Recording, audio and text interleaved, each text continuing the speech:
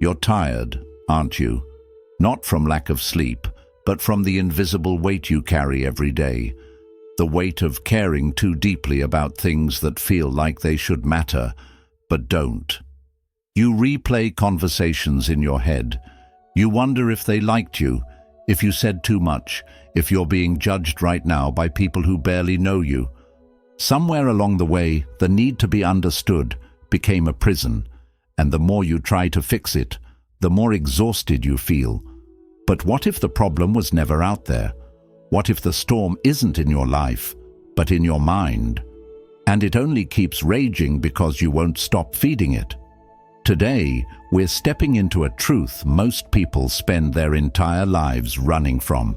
It's uncomfortable, it's confronting, but it's also the doorway to something rare, a kind of peace that doesn't come from controlling the world around you, but from finally letting it go. So stay with me.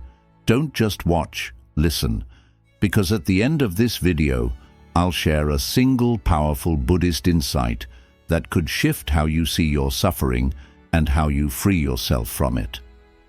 Lesson 1: The reaction trap and the power of the pause. We often think we're tired because life is too loud, but the real exhaustion, it comes from how often we flinch internally at every opinion, every judgment, every moment that doesn't go our way. You brace yourself against the world as if it's out to harm you.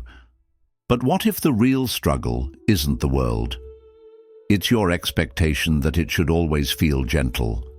In Buddha's teaching, the mind is compared not to a mirror, but to still water. When undisturbed, it reflects things as they truly are. But stir it with anger, pride or fear, and everything becomes distorted. The disturbance isn't from the world, it's from within. You're not reacting to what happened. You're reacting to how it violated the story your mind was clinging to. So the question is this: why does a passing glance, a misunderstood text, or a forgotten thank you leave you spiraling?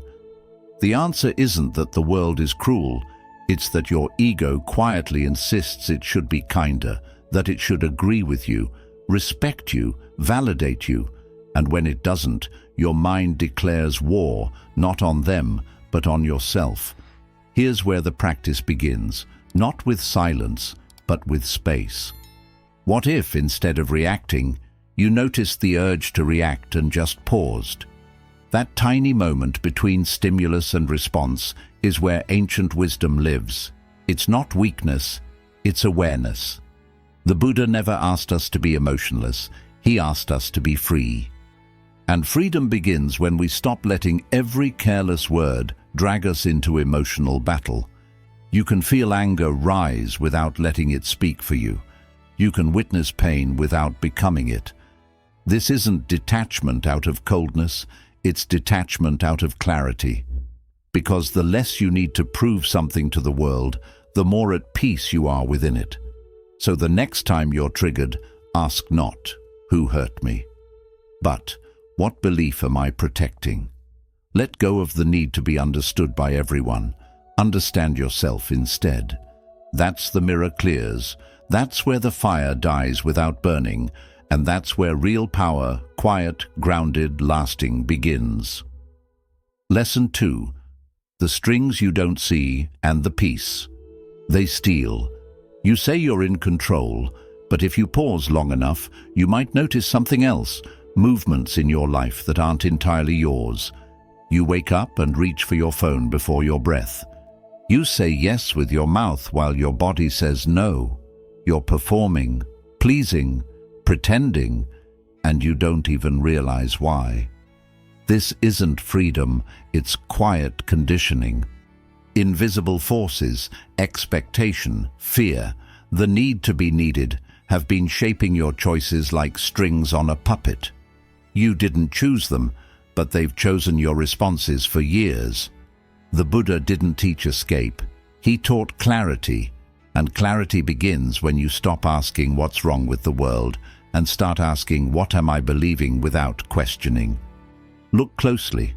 That pressure to be perfect, that fear of falling behind, that urge to prove yourself, These aren't random feelings, they're patterns, scripts, old reflexes from a mind that was taught it had to earn peace through effort, attention, and control. But here's the shift. Once you can name the pattern, you are no longer inside it. You become the observer, the one who sees the string, not just the one being pulled by it. Try this. The next time your chest tightens over a comment, or you feel the urge to explain yourself for the 10th time, don't resist it. Don't fight it. Just ask, what am I chasing? Whose approval am I trying to keep? What fear is this emotion defending? That is how you cut the string. True minimalism isn't just letting go of objects, it's letting go of internal noise. It's refusing to carry every thought like it's yours to obey. It's giving yourself permission to not respond, not react, not defend, because you weren't meant to live on autopilot. You weren't meant to be a reflection of everyone else's demands. You were meant to wake up, to stop running the program and choose. Peace doesn't come from fixing everything around you. It comes from seeing clearly. And once you see the string for what it is, just a thought, just a fear, just a habit, you're free to let go. You're not broken, you're bound. And you don't need to be more, you need to be less entangled. Let go of the performance, let go of the pressure, let go of the illusion that you must be everything to be enough. You are already whole beneath the strings. You are not the puppet, you are the hand that can finally, gently put down the script. Lesson 3. The Art of Letting Go. Where real peace begins. We live as if holding tighter will save us, as if gripping to people, plans and perceptions will somehow guarantee peace. But the harder you hold, the more life resists. It's like trying to catch wind with closed fists. You just end up tired, tense and empty. Have you ever wondered why you feel so drained, even when nothing dramatic is happening? It's because your mind is always clutching to outcomes you can't control, to the fear of being misunderstood, to the endless weight of needing to get it right. Buddhist wisdom doesn't promise a perfect life. It invites you to stop demanding one.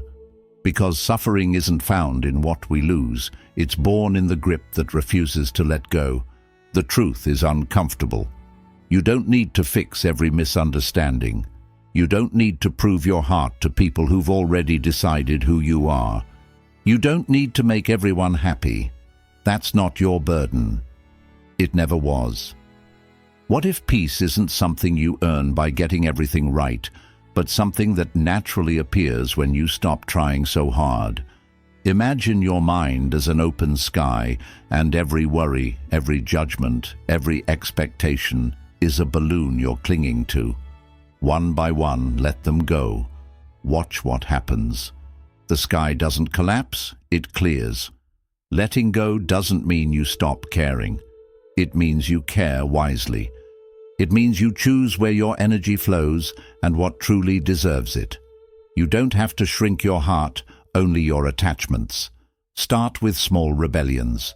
Don't chase every notification. Don't answer every critic. Don't explain your soul to those who only hear noise. Protect your stillness like it's sacred, because it is. Ask yourself gently, what story am I still gripping today? Who am I trying to impress? What am I afraid will happen if I just let go? The answer is not collapse. The answer is clarity. Because when the need to control dissolves, your natural state, peace, returns. Not as a reward, but as a remembering. You were never meant to carry so much. Not every burden is yours. Not every opinion is truth, and not every outcome needs your control to unfold. Let go, not out of weakness, but because your soul is tired of gripping. Let go, not to escape life, but to enter it more fully. That's the shift, and that's where peace no longer visits. It stays. Lesson 4. The shift that sets you free. There's a moment, small but powerful, when something inside you whispers, "Wait, maybe I'm not my thoughts," and everything begins to change. You've spent years believing every word your mind says, that you're behind, that you're not enough, that you must fix, prove, earn, chase. And so you do. You run in circles inside your own head, mistaking the noise for truth, the storm for self. But here's the shift. You are not the storm. You are the sky that holds it.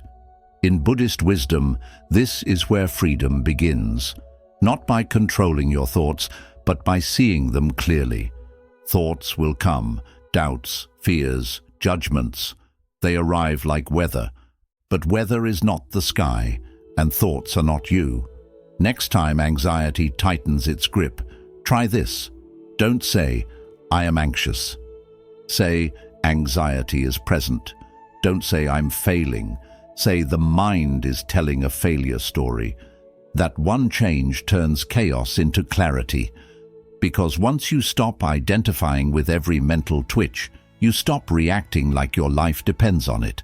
You stop arguing with shadows. You start witnessing instead of absorbing. This is the essence of mindfulness.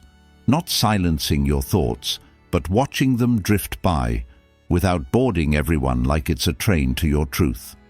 The mind will say, "They don't respect you." The mind will say, "What if it all falls apart?" The mind will say, "You're not good enough yet." Let it speak, but don't make it your voice. You're not here to solve every thought. You're here to stop letting them run the show. Most thoughts are just echoes of fear, of memory, of stories that were never yours to carry.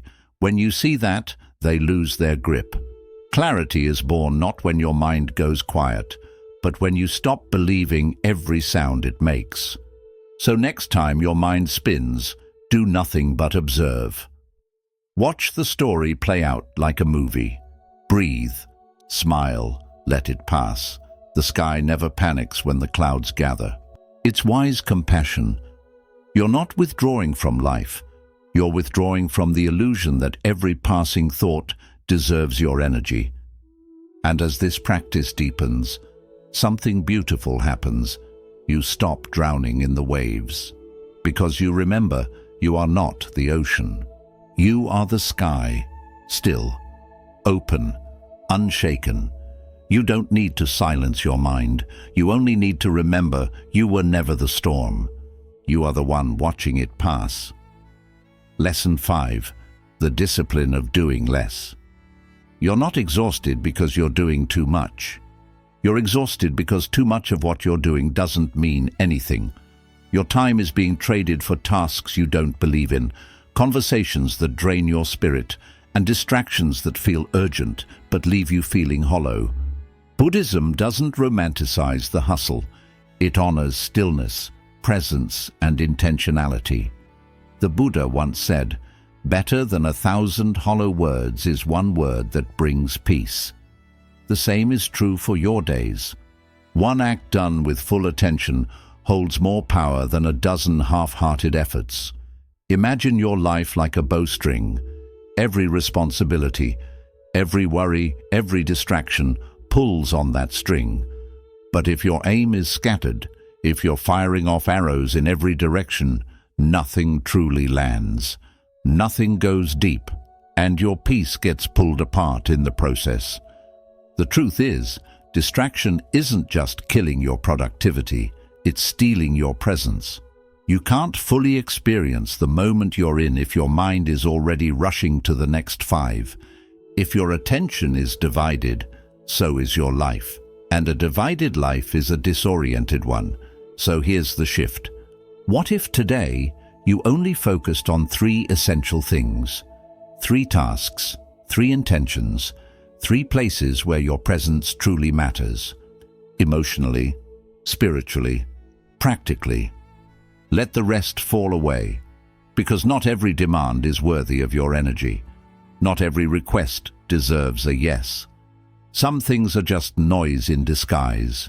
You've been taught that success means doing more, producing more, being constantly available.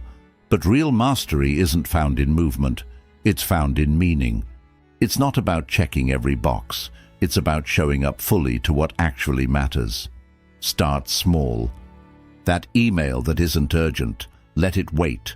That phone call that drains you every time, you're allowed to skip it. That task that's on your list out of guilt, not purpose, cross it off. Reclaim your time not by filling it, but by filtering it. Doing less isn't laziness, it's courage. The courage to say, this is where my peace lives, this is where I'll show up, and the rest, I release it.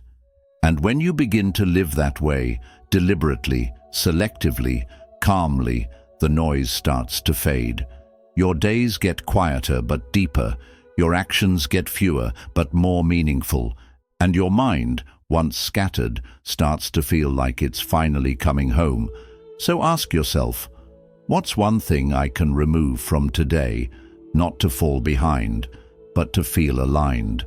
What if success was never about finishing everything, but about feeling whole while doing only what truly matters? You weren't built to chase every task. You were built to move with clarity, to act with precision, to live like a single arrow, steady, intentional, and at peace. Do less, but do it better. Not to shrink your life, but to finally deepen it. Lesson 6. Let go of the inner drama. There's a storm inside your mind, but what if the way out isn't through control, overthinking, or analyzing every wave? What if the real freedom comes from no longer needing to fight the storm at all? Most of the suffering we carry doesn't come from what's happening. It comes from the story we tell ourselves about it. A short message, a delayed response, a glance, and suddenly your mind builds a whole narrative. They're upset. I did something wrong. I need to fix this. But stop and ask yourself, did anything actually happen? Or did your thoughts just spin a fiction and you believed it? You see, your mind is a storyteller. It's constantly casting you in roles. The one to blame, the one to fix, the one who's not enough. And if you're not careful, you'll live in those roles, responding to problems that don't exist, fighting battles that were never real, exhausting yourself over nothing. Buddhism teaches us something radical. You don't have to engage with every thought. You don't have to believe every feeling. You can simply watch, like the sky watches the clouds, like the ocean watches the waves. The next time your mind starts spinning, pause. Don't react, don't solve, don't feed the drama with more thinking. Just step back and observe. Ask yourself gently, is this real, or is this just a mental movie I'm watching? That one question can create space, and space is everything. In that space, you reclaim your peace. You shift from being the actor trapped in the script to the quiet witness who doesn't need to participate. You don't have to fix everything to be okay. You don't need the world to align with your expectations to feel grounded. In fact, the moment you stop needing it to, your peace becomes unshakable. Here's your practice. Let go of one inner drama today. Just one, the loudest one, the one that's stealing your attention. Let it play without reacting. Watch it without joining the story. You'll be surprised how quickly it loses power when you stop giving it energy. Because sometimes the strongest choice isn't to fix the thought or resist the emotion. Sometimes the strength is in doing nothing at all, just standing still and letting it pass. You are not the chaos. You are the space around it. You don't have to silence the storm. You just have to stop standing in the rain. Lesson 7. Stay open. When pain arrives, our first instinct is to close. We retreat, tighten, brace, convinced that protecting ourselves means surviving. But here's the uncomfortable truth. Real healing doesn't happen behind walls. It happens when you stay open, especially when it's hardest. The heart, like a flower, doesn't bloom by avoiding storms. It grows through them. And Buddhism offers us a powerful but difficult truth. We only suffer because we cling. Cling to comfort, to control, to how we think things should be. But clinging often wears a clever disguise. It shows up as shutting down, as guarding ourselves, as pretending we don't care. Think back to a time you were hurt, not physically, but emotionally or spiritually. Did you close off? Did you pull back? Shut others out? Numb the pain just to cope? That's human. But it's also where deeper suffering begins. Because what we resist persists. What if the real strength isn't found in armor, but in softness, in choosing to stay emotionally present even when it stings? This isn't about being naive. It's not about tolerating abuse or letting people walk all over you. It's about remaining human, even in pain, when everything in you wants to shut down, when you feel that tightness in your chest. Pause, breathe, don't run from it, don't numb it. Ask yourself gently, what am I closing right now, and why? Is it fear? Is it shame? Is it protection? Or just habit? Then, without forcing anything, breathe into that space. Let it soften, just a little. Not because the pain is gone, but because you've stopped resisting it. And in that moment, you've reclaimed your power. You see, shutting down doesn't actually protect you. It just traps you. Inside old stories, recycled emotions, and walls that become cages. Staying open is what allows the pain to pass through instead of take root. It's what prevents discomfort from becoming identity. So here's your quiet practice. Next time life stings, don't collapse. Stay, breathe. Notice what closes and gently ask it to loosen.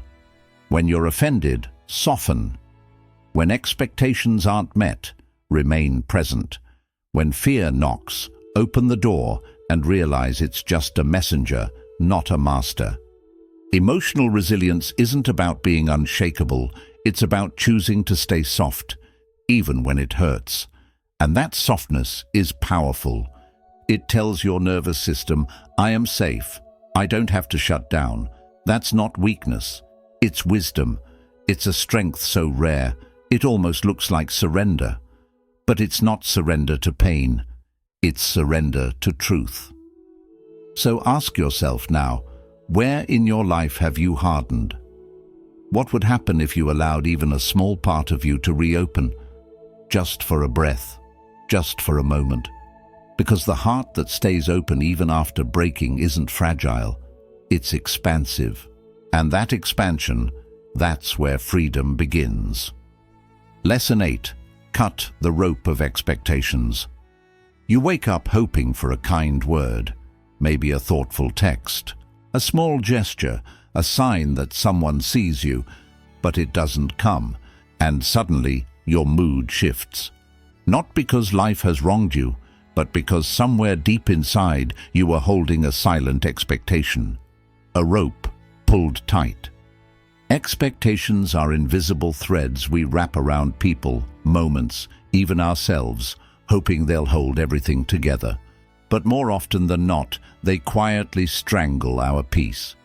Buddhism teaches that attachment is the root of suffering, and expectations, they're just polished attachments, wrapped in the belief that life should unfold on your terms. But here's the truth, it's not the event that hurts. It's the story, the one where your friend should have remembered, the one where your partner should have responded differently, the one where life was supposed to reward you by now. But life isn't a play you get to direct. It's unscripted, untamed, unfolding, and the more you try to force the narrative, the more you suffer through every unscripted scene. So ask yourself, who are you silently waiting on right now? Who do you expect to reach out, to change, to say something that finally makes it right? What weight are you carrying simply because the world hasn't lived up to your internal script? Imagine you're standing on the edge of a cliff, clutching a rope. On the other end is a heavy boulder labeled "How Things Should Be." Your hands are hurting from holding on. Yet you tell yourself that if you just hold tighter, somehow it will hurt less. But the truth? Real freedom comes from letting go. What if, just for today, you let go of one expectation? What if you stopped needing your job to prove your value, your partner to know your thoughts, your past to change itself? Letting go doesn't mean giving up. It means accepting what is, not what you think should be. And that change, it's not weakness, it's wisdom, it's emotional freedom. So the next time pressure builds, when you feel that sharp sting of disappointment, pause, breathe. Ask yourself softly, what rope am I holding right now? Can I let it go? Not for them, but for me. Because every rope you release is one less knot tied around your peace. Here's a quiet truth most people never say out loud. Peace doesn't come when everything is perfect. It comes when you stop insisting it has to be. Say it with me now. This moment is enough. I am enough. They are enough, exactly as they are. And maybe, just maybe, the rope you cut today is the one that has been strangling your joy for far too long. Lesson 9. Reclaim your attention.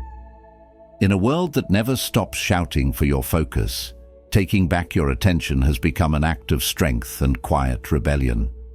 Your attention is not just a passive sense, it's a power. Like light, whatever you shine it on begins to grow. If you give it to worries, comparisons, or the noise of others, that's what will take root in your mind. But if you turn it inward, toward presence, awareness, and calm, then that becomes your reality. Buddhism says, the mind is everything. What you think, you become. So pause and ask yourself, what am I feeding my mind today? Is it truth or noise, peace or poison? The modern world is relentless. Notifications, headlines, opinions, they never stop. You're pulled in countless directions before your feet even touch the floor. But beneath all that chaos lies a quiet, steady place within you. A place the noise can't reach unless you allow it. Your job isn't to control the world, but to keep returning to that still place, again and again. Focus is your true superpower, not only for productivity, but for peace. Because when you guide your attention, you reclaim your energy, your direction, and your life. It begins with subtraction. Unfollow what drains you, mute what distracts you, and release anything that pulls you out of balance. This isn't just digital decluttering, it's mental clarity. When you stop feeding the noise, you finally hear your own voice again, but don't expect it to be effortless. Attention is like a muscle, it weakens when left unused. Distraction is the default. Awareness is the training. The moment you notice your mind wandering, you face a choice. Keep drifting, or gently bring it back. Not by force, but through presence. This isn't about being perfect, it's about practice. The more you return to the moment, the more rooted you feel. In time, the noise will still be there, but it will no longer have power over you. You don't chase every thought, you don't sink in every wave, you stay grounded. Ask yourself right now, where is my attention going? Is it helping me grow, or just keeping me busy? Is it feeding my anxiety, or creating my peace? The world gains from your distraction, but your soul flourishes in your attention. When you choose what to focus on, you choose what your life becomes. Because here's the truth. You are not powerless, you are simply unfocused. Take back your attention, and you take back your life. In the stillness beneath the noise, your real strength is waiting. Conclusion. You've made it this far, not just through a video, but through a journey back to yourself. Because that's what this is truly about. Not learning something new, but remembering something ancient, something real, the peace you've been searching for. It's not somewhere out there. It's not in the next achievement, the next apology, or the next version of you. It's here, in this breath, in this moment, in your choice of where your attention flows, which thoughts you believe, and which stories you decide to let go. You don't need to fix your whole life to feel peace. You just need to return to your awareness again and again. So the next time the world feels loud, the next time your mind pulls you in countless directions, pause, breathe. Remind yourself, you are not the noise, you are the stillness beneath it. And if this message touched something deep within you, share it. Let someone else hear what their soul might be longing for. Leave a comment below. What was the one insight from this video you needed most today? Your words might be exactly what someone else needs to hear too. And if you haven't yet, subscribe. Because this journey isn't ending, it's only beginning. Together, we're creating a space for stillness in a world that never stops moving. Until next time, stay grounded, stay open, stay present. You are not the storm, you are the sky.